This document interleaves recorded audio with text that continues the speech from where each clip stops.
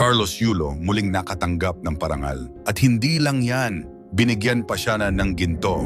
Wow! Ikaw na, Kaloy! Isa na yata si Carlos Yulo sa pinaka na hot topic ngayon Agosto dahil pa sirko-sirko nitong buhay. Sa kasalukuyan ay hindi pa rin mamamataan ang pamilya Yulo na magkakasama. Ang ating kampiyon ay sobrang busy sa mga events na nangyayari sa kanya. Samantala nagiging makabuluhan din ang mga ginagawa ni Kaloy kahit hindi kapiling ang kanyang magulang. Nito lang ay naimbitahan si Carlos sa ABS-CBN para sa isang panayam.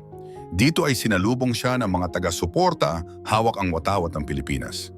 Habang humahaba ang panahon ay wala pa ring bakas ng pagkikita niya at ng kanyang pamilya. Imagine, solo niyang natatanggap ang mga parangal at gantimpala mula nang siya'y manalo sa Olympics 2024. Nito lang sandali ay pinarangalan at iginawad kay Kaloy ang pambihirang gantimpala. Ito ay pasadyang ginawa ng kumpanyang Cebuana Lhuillier. 3 gold bars lang naman ang ibinigay kay Carlos na sadyang ginawa ng kumpanya para sa kanya.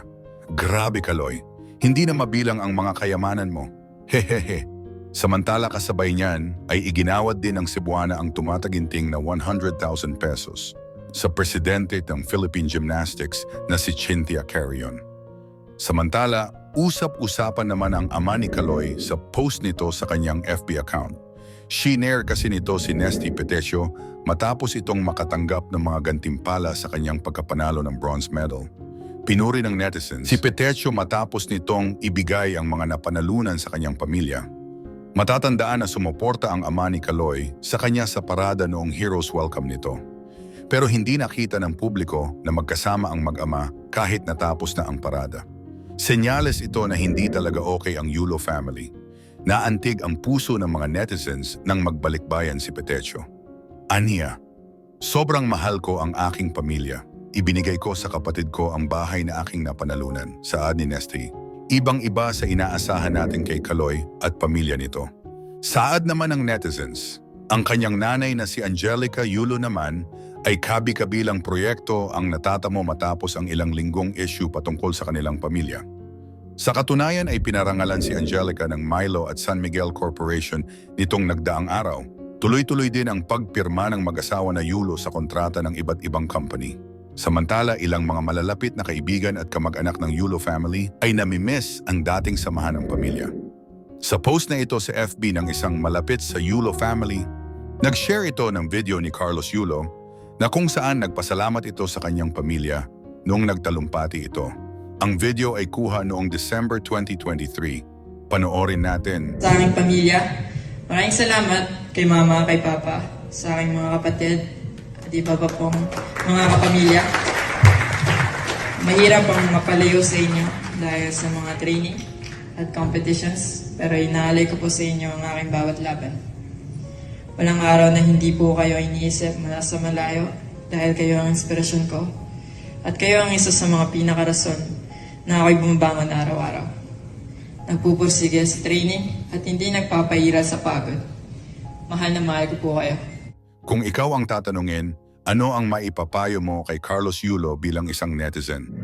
Carlos Yulo muling nakatanggap ng parangal. At hindi lang yan, binigyan pa siya ng ginto. Wow! Ikaw na, Kaloy! Isa na yata si Carlos Yulo sa pinaka na hot topic ngayon Agosto dahil pa sirko-sirko nitong buhay. Sa kasalukuyan ay hindi pa rin mamamataan ang pamilya Yulo na magkakasama. Ang ating kampiyon ay sobrang busy sa mga events na nangyayari sa kanya. Samantala nagiging makabuluhan din ang mga ginagawa ni Kaloy kahit hindi kapiling ang kanyang magulang. Nito lang ay naimbitahan si Carlos sa ABS-CBN para sa isang panayam. Dito ay sinalubong siya ng mga taga-suporta, hawak ang watawat ng Pilipinas. Habang humahaba ang panahon ay wala pa ring bakas ng pagkikita niya at ng kanyang pamilya.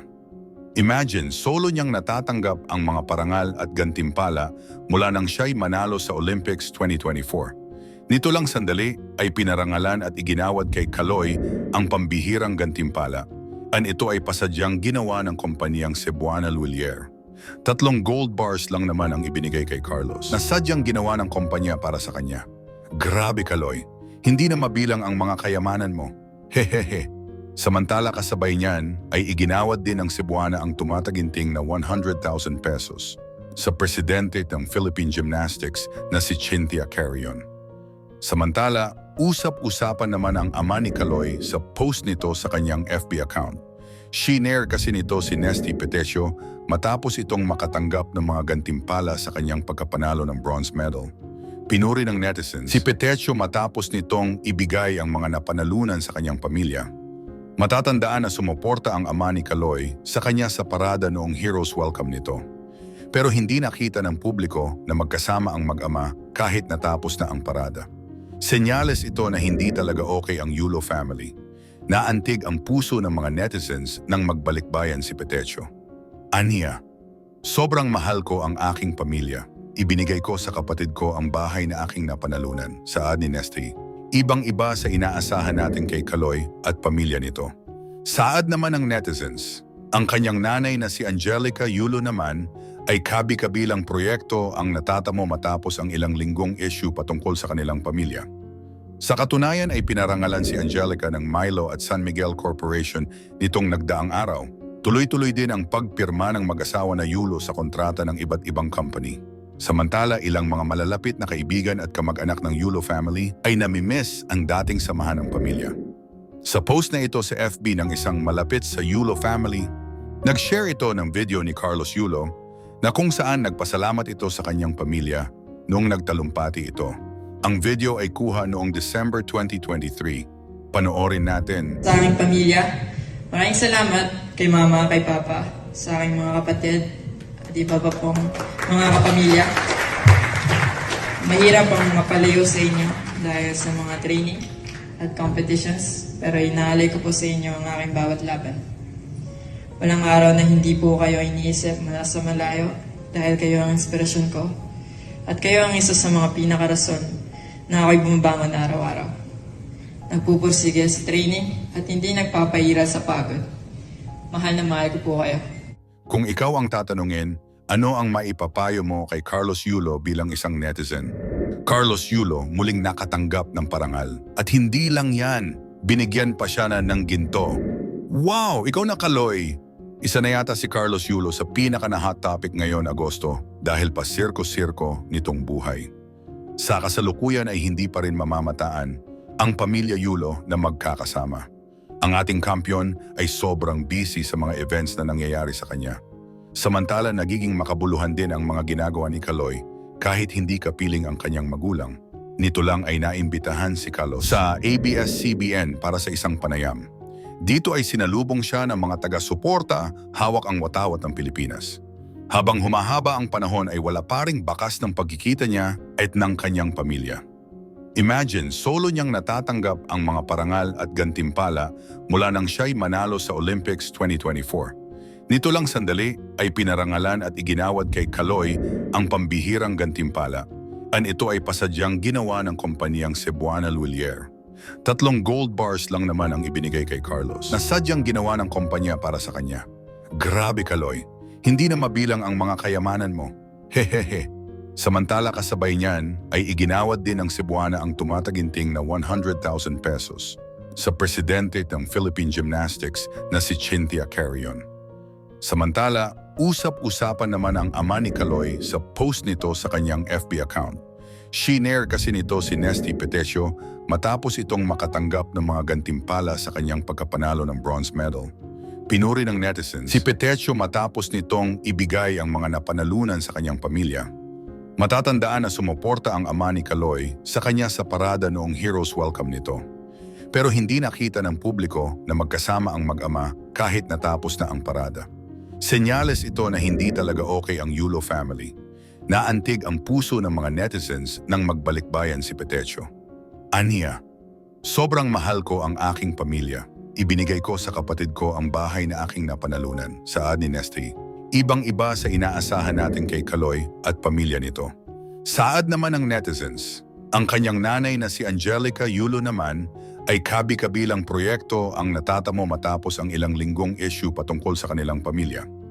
Sa katunayan ay pinarangalan si Angelica ng Milo at San Miguel Corporation nitong nagdaang araw.